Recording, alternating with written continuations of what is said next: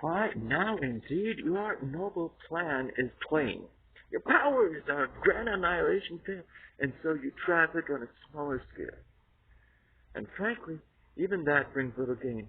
Annihilation's forces meet resistance from something coarse, asserting its existence. I toil away, endure through thick and thin, but never really get beneath its skin. Watch earthquake, fire, and flood if I apply, and still the placid sea and land abide? And then the cursed blood of man and beast, what myriads have I buried of that spawn, and yet made no impression, not the least. Their blood will tingle fresh with every dawn, thus on and on. It drives one to despair in their elements of water, earth, and air, in moisture and drought, in warm or cold, a ceaseless multitude of seeds unfold.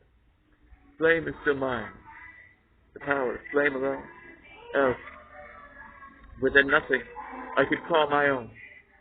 And thus, against the ever-living creative power that heals us from our pain, you rage in your malevolent misgiving, and clench your fist of treachery in vain.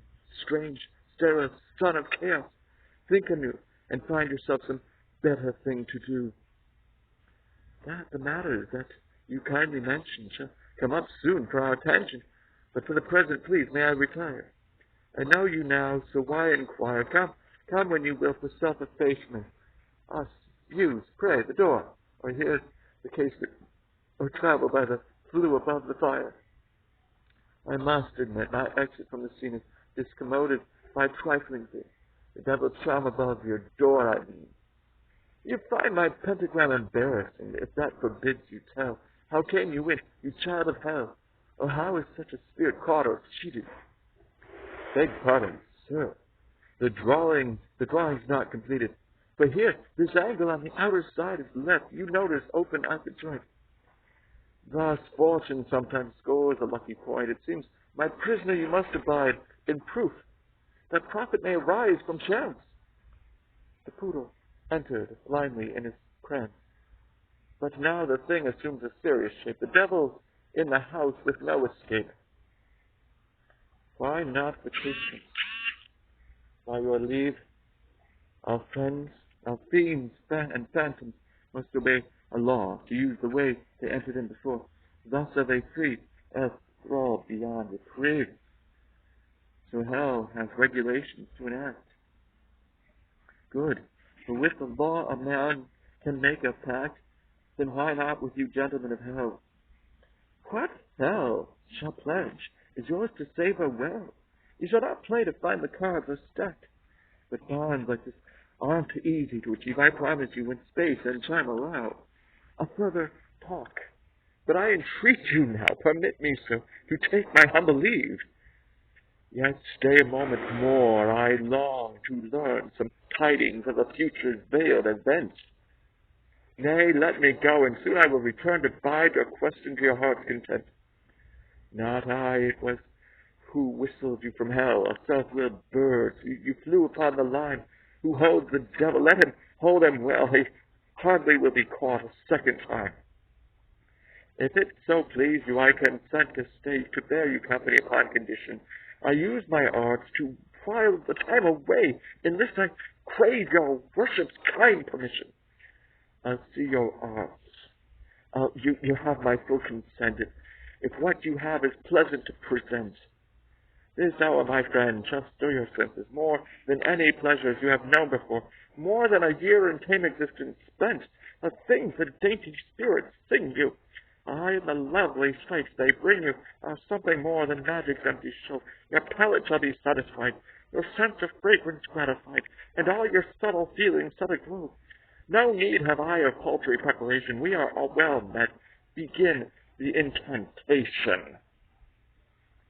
Lift the dull mantle, vaulted in darkness. Let a sweet blue, brilliant, gentle swim to the view. Living and sparkling azure will banish shades of the vaulting. Cloud wrack will vanish, tenderly halting. Stars will shine through. Sunlight is seen softly and seen.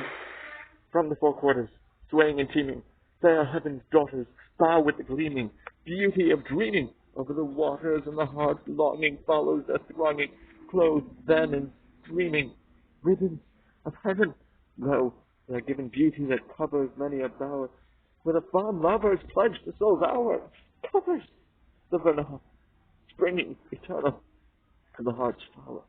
Then from the vine tendrils will twine, grapes in their masses burden the presses pour, purple lustres crushed from their clusters, gushing streams, runs the rich wine flowing where gleams amethyst shine, flowing by hills, wooden benign, leaving the rills incarnadine. Then the winged throng taste in their flight, joy and delight, floating along, upward and onward where the sun smiles, winging the sunward fortunate isles, blissful and bright, cradled in light, comes to us, ringing, jubilant singing on the sword. See we the dancing figures advancing in sweet accord, free debonair, some will then fare far on the height, others will share a swimmer's delight, or in their flight swing through the air. All are ensuing beauties renewing, seeking in space stars that are giving fullness of living, sweetness and grace. He sleeps. Well done, my voice, my dapper crew. You've lulled him to a drowsy rendezvous. Take for this concert prey my cordial thanks. Pretty man, divine the Lord of Hell. Sink him in dreams, bemuse him with your pranks, submerged in seas where fancy sway and swell. And now to break the threshold's magic spell, a tooth of brother wrath would serve me well. No lengthy conjuration shall I need. I hear one wrestler near, and he shall heed. The master of the rats and mice, of flies and frogs and bugs and lice, bids you come forth and fearless the sacred symbol at the door, and places smeared by him with oil. One skips already to the toil. Now quit your work, your lord is caught at the far corner, where the point is lost. Just one more bite, that thing's complete. Sweet dreams, my Faust. Again, until again we meet. Am I thus cheated? Vanished, lost, it seems. Splendid legions, my spirit shape, my devil, nothing but a thing of dreams, and only a poor poodle has escaped.